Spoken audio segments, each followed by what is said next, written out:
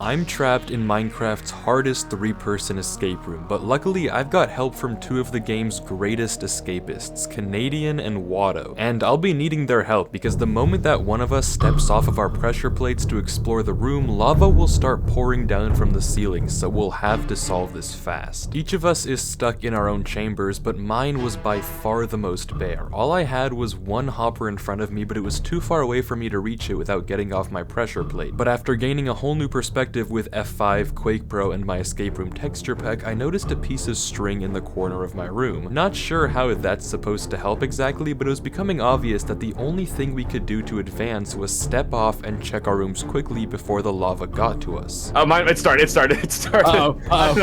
Okay, so this is fine. So this is fine. Okay, yeah, so what's in the hopper? No, so I have a bundle, 2 golden apples, 2 beetroot, and 2 wind charges, and food. Even with the extra string, this combination of items was not particularly helpful. The way this room worked was that all I had to do was survive until the lava burned down the tower in the center of the room. Once it did, water would come scoop me up from this exit up the wall. Problem was, if I wanted to survive that long until the water came, I would need at least 1 block to stand above the lava, otherwise I would die almost instantly. With just my items though, escaping this room alone would be impossible, but luckily I wasn't alone. I have these 3 chutes. Do you guys have any idea what I can do with these drops based off of everything you know? No, there's nothing. I have my item, you have your item. Or what exactly is your item? My item's a honeycomb. What's the center block for in the middle of the, like, we don't have an air gap, we have a thing. Yeah. Oh, so this is just gonna be a I place the pot, you put the thing in the pot. If you place the pot, I give the string to Wato, and then wind charge it over to him. You put string in pot, break pot. Yeah. I don't know, I just want to hear this before I do it. So string is dropped there. You wind charge it, it goes to Wato. That's what you're saying? Wato makes candle. Guys, what does he do with the candle? What does he do with the candle? He wind charges it back to me. Yeah. Okay, sure. Okay, you want me to place it? I'm gonna die. Guys, I'm gonna die. Okay, I placed it. We had to be quick. A single mistake or delay and the lava would be down before we knew it. And since you can't put multiple items in a pot, the only way to get the wind charge and string together to Wato was through the bundle. So Ken got the pot ready, placed it in the center, and I prepped the items. All I had to do now was not mess up this throw. Oh my god, I got all of it. You got it? Okay, nice. I got it all. Wait, so please make a candle and send it back. Bundle of stuff. Okay. Now, Wato just had to get it back to me before the lava came down, and I would be safe to wait out the water. It all hinged on this. Okay, here goes. Did you put the candle in? Yep. And there it was. Just barely, I had managed to get a standing point as the lava poured down around me, and before long, the water followed. I tried to collect the candle to bring it with me, but wasn't able to get it in time, and with the help of my golden apples, just barely managed to jump through the lava and into the water stream. But that was only the beginning, and in the next room, I came across 3 large chutes, and a variety of strange items, as well as Ken? So I see your 3 chutes. Yes. Oh, good. Okay. Yeah, what can you tell me about them? Okay, so it sounds like a riddle, I'll be so for real. There's underneath each, you see copper trapdoors, right? I'm gonna see if I can see anything more. Under each of the trapdoors, there's a chorus plant. Oh. Yeah, I will die if I land on them, unless you break one. Turns out that all 3 of the chutes led to Ken's chamber in the first room, and from the subtitles I was able to find out that at least somewhere nearby there was flowing water. The setup looks a bit weird at first glance, but once you remember that snowballs have the ability to break chorus plants, all of a sudden the point of this room becomes pretty obvious. As the subtitles revealed, one of these pillars has water underneath, and I have to break the correct chorus fruit so Ken can drop down, open the trapdoor, and survive. Of course, I only have 1 shot though, and a mistake here would mean Ken is as good as dead. So now the question remained, how do I know which one has the water underneath? I tried F5ing, but to no avail. It was just out of my line of sight. There was this weird concrete powder, but breaking it wouldn't get me anything useful. The only other things in the room besides my items were the pigs, and I could obviously breed them with my beetroot, but I didn't know for what. The exit to this room was a 5-block jump away, so that was out of the question, and it was looking like I definitely needed to save Ken first so we could solve the rest of this together. But without any way to deduce where the water actually was, we were stuck. Until Ken suggested this. I know that certain mobs will, farm mobs will, if set on fire, they'll try and run to the nearest water source. Yeah. So I'm guessing you could just set one on fire. Just light one on fire and see if it see where it runs. You could. That was it. Mobs set on fire try and pathfind to the nearest block of water, and while this space was too big for an adult pig to fit through, it wasn't for a baby one. All I had to do was light the piglet up and he should go straight to the water, but we did have one concern. Wait, babies don't pathfind to the grown-ups, do they? Do you think they'll prioritize the grown-ups over water? That's the one concern. Well, you don't know if you'll need the pigs later, like if you'll need to saddle them or whatever. So yeah, okay, I'm good to fire charge it and just send it in. If he went to his parents instead, he wouldn't have enough hit points to survive another dose of fire, but we couldn't risk killing the parents yet because we might need them later. So after some last-second deliberation, we decided to just go for it. Alright. And it didn't work. This was bad. If we lit him on fire one more time, he wouldn't survive long enough for us to be sure where the water was, and we still didn't know if we would need this pig later. So after a bit of thought, I decided to just lead the adult pig and push him off the island. I wasn't even sure if it was possible to get the little guy back, but saving Ken was by far the priority. So with Ken's life and the entire escape on the line, our fate hinging on this baby pig, I used my second fire charge. Just barely before it died, the pig looked like it was heading right. It wasn't a lot, but that split-second motion of pathfinding to the right was all we had to go off of. We had to pray that underneath this chorus flower was the water, so I took the shot. Okay. Nice. Let's do this. Nice. Don't die.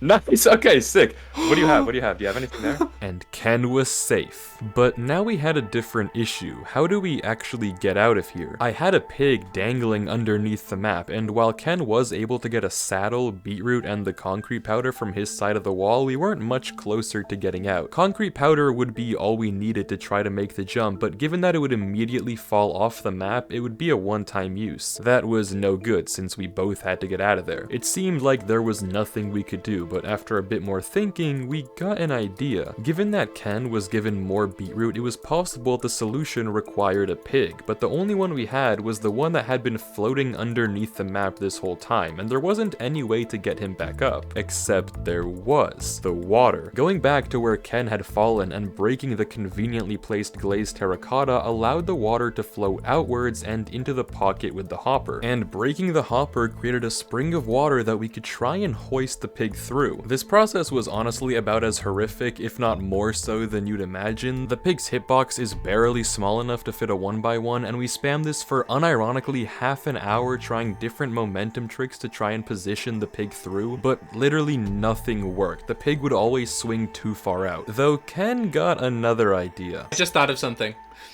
What? If I take this saddle, I could get on the pig, I could push it into the water stream, and then swim up myself.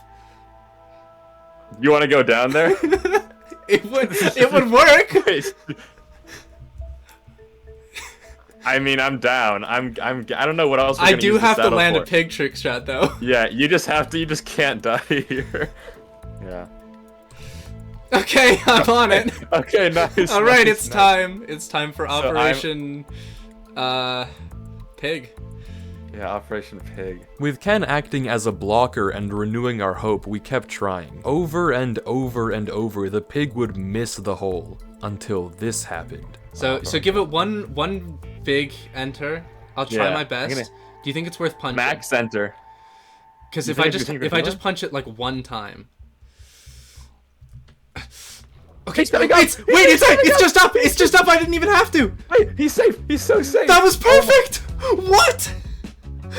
Somehow we had saved Gerard and brought him back to the escape room, but so what? How does that get us any closer to solving this thing? Well, spoiler alert, it doesn't. Turns out we did all of that for nothing, because only after we got the pig up did we realize we didn't need to at all. All that was necessary the entire time was the concrete powder and the water. If we could redirect this water to the edge of the platform, we'd be able to place the concrete powder and use it as a jumping off block. But how do we actually redirect the water? Water flows towards the closest hole, and nothing in either of our inventories was able to redirect it, so how would we get it to flow over the edge? Well, nothing in our inventories except for light. As Ken realized, it turns out that light can actually modify the direction of water, so using light as the blocker, we managed to redirect the stream and place the concrete powder. Finally, we had a way out. Yeah, can this guy not end his life, please? I just feel bad. Alright, I'm on to the next one. I'll tell you what I see.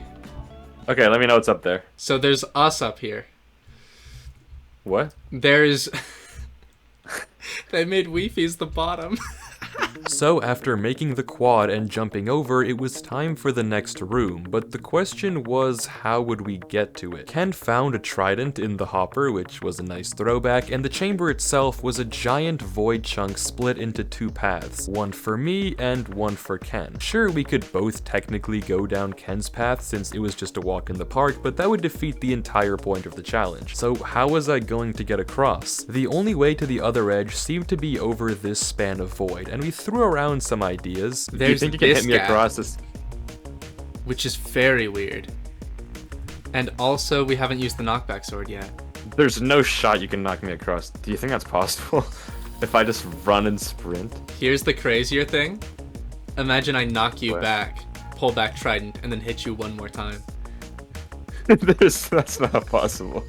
But nothing seemed to be foolproof until we remembered the pig. The same way that I carried Ken into the water, Ken could now carry me over to the other side. All I had to do was sit on the pig and enjoy the ride. So after handing me the trident and beetroot, Ken maneuvered the pig through the void and I was over the gap. Him and I parted ways and I took Gerard with me into the next room, which was split into two parts. The first was this weird obstacle course looking thing, and the second was a very small maze, and for the first time in this puzzle, I was alone. Regardless, I couldn't fit in either of the mazes, and neither could the pig, but in the corner of the maze was a little baby pig. This was easy enough, all I had to do was use beetroot to lure the little guy through, but then what? That still didn't solve the second half of this room. I figured that I'd somehow need to trigger this piece of string in order to open the door to the next room, but how I was going to do that was still a mystery. The gap into the obstacle course was far too small for even a baby pig, and the jumps it had to make were fully just impossible. Nothing in Minecraft could move like that other than a player. I paced around the room for a little, trying to figure out if there was anything I had just missed or didn't realize. And finally,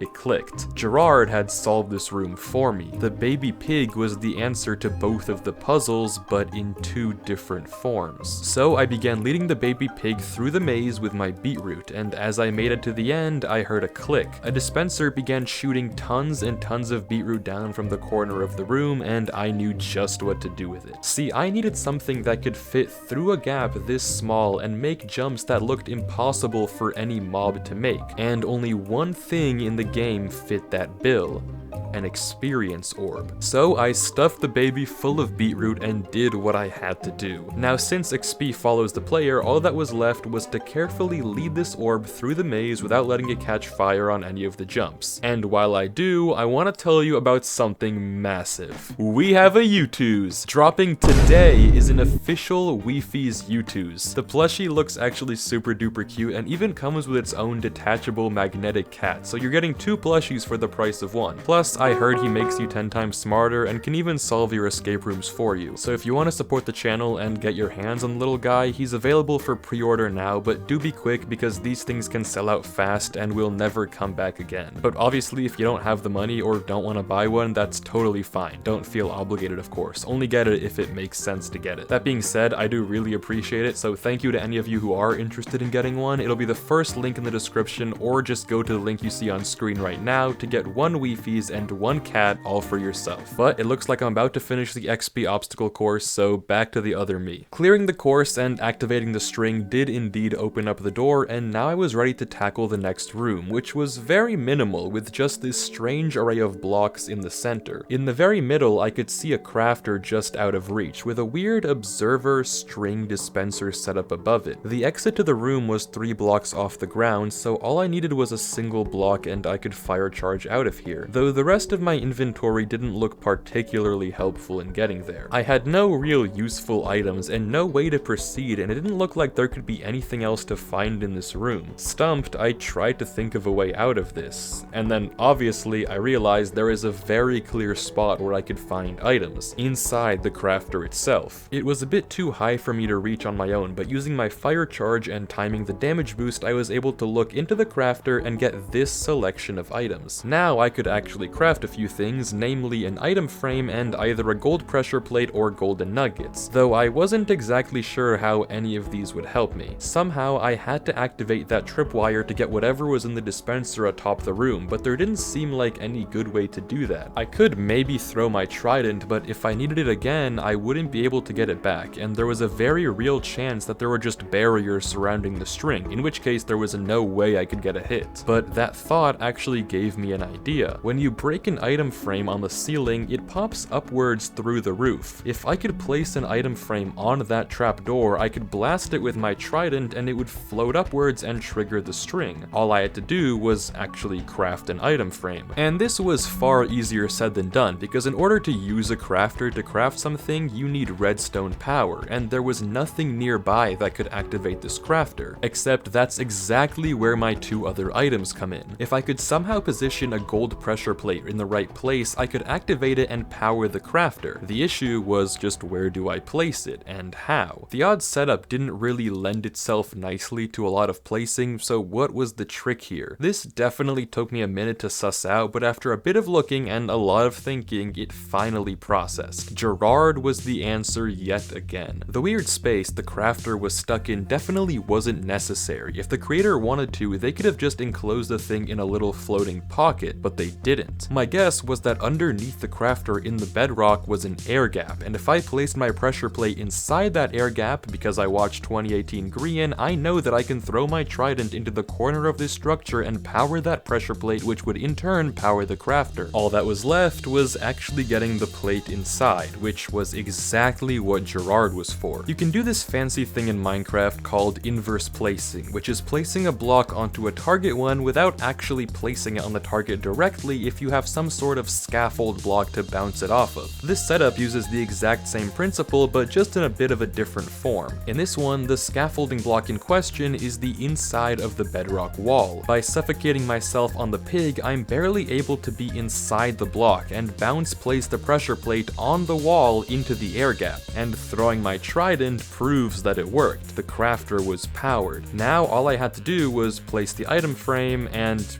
oh. I can't reach to break it. Well, I guess that's what the trident was for. And there it was, a trapdoor. Except I couldn't get to it. The item had dispensed incorrectly, and if I didn't do something fast, I would get stuck and soft lock in this room. I had to be quick. In 5 minutes, the trapdoor would despawn, be gone, and there would be nothing I could do about it. So my mind began racing, thinking of any possible way to get my trapdoor back. There were no blocks to pillar up with, no way I could somehow get myself up in time. This was bad, very, very bad. Except wait, there was one thing, but I had to be quick. So I mounted Gerard one more time and began spamming the right click key, trying to break my carrot on a stick. I had no idea how long it would take, but with every bit of durability, I knew the despawn timer was getting closer and closer to 5 minutes. But in the last moment, the rod broke, and with my newly acquired fishing rod, I was just barely able to snag the trapdoor, and after saying my sad goodbyes to Gerard, get out of the room. Except, wait a second, I can cheese this room. As I was getting out, I realized something. If I could place my item frame on that trapdoor, that also means I could break it. And if I broke it, the water would come flowing down, I could swim up and collect the crafter for free and save an extra block. So I spent a grueling amount of time making tiny progress on the breaking. Horrible, but it'll all be worth it when I get that extra block. And finally, at long last, the water flowed down and... what the... Okay, I guess I'm not cheesing it then. Next room it is. Yeah, I need food. I need food. Welcome. We just got together. Oh, thank you. Thank you, Wifies. We would have seen Thank you, Wifies.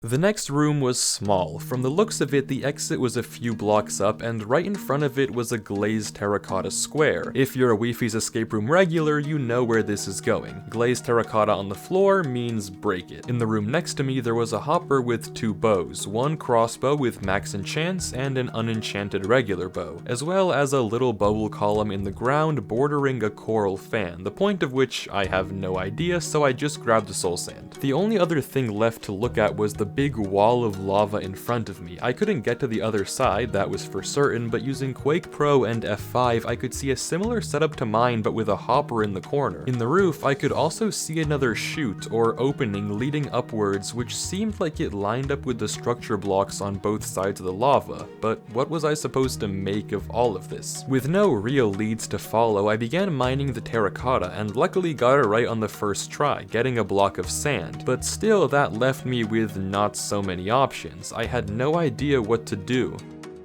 Wifies. Wato? Wifies, are you there? With Wato on the other side, I learned that he had several different types of arrows in his hopper, and since I had the bows, Wato cleverly placed an item frame through the lava, and with a little bit of fandangling, we set up a system that allowed him to slowly transfer the arrows over to me. But that still left the question of what actually to do with them. Infesting would let us spawn silverfish, but how that would help either one of us escape wasn't very clear. I needed at least one more block to get out, and it looked like Wato's only exit was the chute I had seen earlier, and since he had no blocks, escaping wouldn't be very easy. In fact, the only possible lead we could find were the windburst arrows. If something could die and fling Wato up, he'd be able to advance to the next part of his room and hopefully find something to get me out on the way. And then it clicked. That's exactly what the silverfish were for. After a bit of the two of us brainstorming on the proper setup, we concocted a plan. I would shoot Wato with the infested arrow, and since the crossbow was piercing, we could keep the arrow if we messed up. The fire from the lava would keep damaging him, and the silverfish would begin to spawn, and on his signal, I could kill them with windburst. Once they died, ideally the boost would be big enough so that Wato could travel up and out of his room. All we had to do was nail the blind shot. Alright. Okay. Infested. Ow. Oh, one Nice. spawned. One spawned. Ow. Where? It is by Everyone the purple positioned. stuff. The purple stuff. The purple stuff. I can't believe I missed it. I missed the jump. I missed the jump. The first few times didn't go so well, but after several failed attempts and arrows being lugged back and forth, we finally got this. Oh, there's a few. Okay, wait. Okay. Wait a second. I'm gonna go in position. Yes, they're in position now. They're in position now. Okay. Nope, that missed. Okay, send it back. Where was it too low? It was too low, but I don't. Oh, wait, one second. It won't hurt. Okay. They're back there again. They're back there again. Okay. Nice. I got up. You're up. I'm up. Sick. I'm up. Okay. Okay. Is there anything up there? There is I a still need hopper. a block. Oh, and I got one snow block. Yes. Oh, perfect. Yeah, okay, that's literally all I need. Once Wato was up, he found a snow block, and giving it to me was all I needed to make it into the next room, which was horribly minimalistic. There wasn't a whole lot of stuff at all to see, but I wasn't alone in here. All three of us were trapped in identical rooms with the same items and nothing we could really do to help each other besides talk it out. Oh, we're not Wato. even that far apart. You literally... Yeah. Wait, I can see you wait, guys. Yeah, Yeah. Okay, wait. I can see your name tag. Hold on. Wait, are we supposed to help each other? I don't know. I don't know what what you're- Maybe. Okay, we probably are, because My I do room not is- have enough in my room. All I have is like Yeah, I was glow gonna lichen, say. hanging roots, and a dead tube coral fan. The room had this weird path of walls leading into a dead end on one side and a symmetric exit on the other side, but with no walls to jump on. The only one being mirrored being the one in the ground. And the items we got from the center hopper were less than encouraging. We talked for a while on how to possibly get out of here and came up blank. This was a tiny room, but with literally no options on what to do. I'm just gonna place the fan, I think. On the first spot. On the ground, yeah. Should we all do it? I'm down. Okay. Alright. I think the strategy here, the solution, is uniformity. 3, 2, 1. Go. What the? Oh, we can't place it. So not okay. placed. So Wait. Okay, try lichen. Lichen instead. Wait. Okay. That's Yeah, weird. still nothing. Wait. My item frame places. I don't know what my item frame can Is place there- just fine. Is there something here, like block 36? What is this? One away from the wall? It doesn't Guys! place on any of the other. Guys, What? Yeah? What? Yeah? there could be walls there. There is a variant of walls where if it doesn't have like an arm extending out in any of the 4 directions, but it's not an up wall. Like, okay, so like a lone wall is an up wall. If you press F3 and look, up equals true. If that's false and it has none of its like arms out in the cardinal directions, it's invisible like this. But it's still there. Oh. So you're thinking there's a wall, even though it's not an F3 at all. So if we update it, it'll appear. Maybe we place something next to it. Is dead tube coral fan? It worked! It worked? Yeah, It worked? I placed my glow lichen right next to it and it appeared. Let me try to explain what just happened because it looks like magic. If you get a wall and use a debug stick to set all of its faces to false, it looks like it's gone, but it's technically still there. All you need is to update a block next to it and boom, every wall on the side or below is also revealed. A really neat trick and one that we needed to get us into the final room. And holy moly was this room daunting. It was a giant empty space with only a few different attractions littered around. The only items to be found anywhere were a chest boat with 2 seagrass, a block of sand, and 2 turtles. Obviously, it looked like we should breed them, but what use was that gonna be? The victory platform was on the other end of this giant void, but none of us had even a single block to help cross it. The situation looked hopeless. With so little blocks or things to do, it didn't seem like there was a single way to span this gap. We were all together again, but totally stuck. So without any more options, as a last-ditch effort, we decided to just breed the turtles. Is this Or bad? the midwives. Go. Ooh! What the? What? So that happened. That was it. The room right before this one was meant to teach us that this mechanic existed in the game, and now it was up to us to cause block updates. Any way that we could get blocks to update would reveal more and more walls, hopefully eventually creating a path for us to follow. True. Yeah, I mean, as long as we have the sand. Here. Oh my gosh, wait, I just spawned more. Yeah. This is the most powerful sand block in the universe. Oh.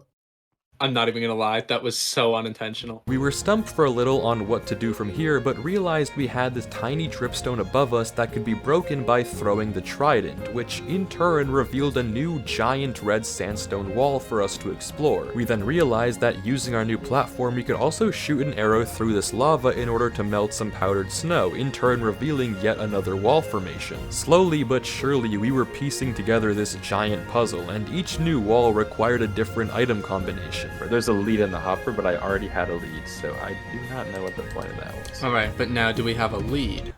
The other kind. Well, there's the I was so close to punching you off. This is another staircase that goes to nowhere over here. But Yeah. there's the string over there. Oh, Like- I can totally rod that. I can totally Yeah. rod that. Ooh! Yeah. Now I can reach that. With the help of the fishing rod triggering an otherwise unreachable string, we unlocked yet another platform, and after realizing that one of us needed to actually get there, we attempted a very sketchy fishing rod pull that just barely flung Ken to the other side. I could try to rod you across. I Alright, don't know you how might you need feel to, about like- that. Yeah, that's pretty risky. wait, let me heal. This is one chance or I die. We wouldn't let that You happen. won't die. Okay, ready? Yep. Yep, okay. Whoa! That works. Oh my god. That is sick. The next step was naturally to update this massive water column by making it bubble, but for the magma we would need slime blocks, and Ken's potion of oozing meant we had to kill something to spawn slime. Well, I still have the lead. There was a lead up here, you know. Oh yeah. Alright, you wanna just... Technically, we could use the lead. But wait. Turtles Can I can't be lead the led. turtle? Can I just... Yeah. Oh. Oh, you can lead the boat, though. Okay. Wait. circumvent the Never turtle mind. problem? How do I even test this? That's a spectacular question. Okay. Oh, Nice. it worked, it worked. Okay, Oh my okay. god. Perish. Oh. Wait. Oh, and it's a good thing you have looting. That's perfect. And that's perfect. With the slime balls now safely in Ken's hands, we unlocked yet another wall, and Wato and I parkoured over. Finally, the last step was a pretty easy leaf break puzzle, since leaves cause block updates whenever their stump is broken, so with the help of the final wall formation as well as the silk touch that for some reason was on my sword, we were finally able to make our way out. We had done it. We had escaped. Let's go! There's a sign for So each of is it- us. Oh, wait, how beautiful is that? Thank you so much for watching. If you did enjoy the video, then please do consider subscribing. It does mean a ton. And if you are interested, then check out the YouTube's first link in the description to get your own. And if you want to watch me escape one of the hardest escape rooms in Minecraft, but with time travel, then click the video on screen right now. But again, thank you so much for watching. Peace out. Have a good one. I'll see you next time.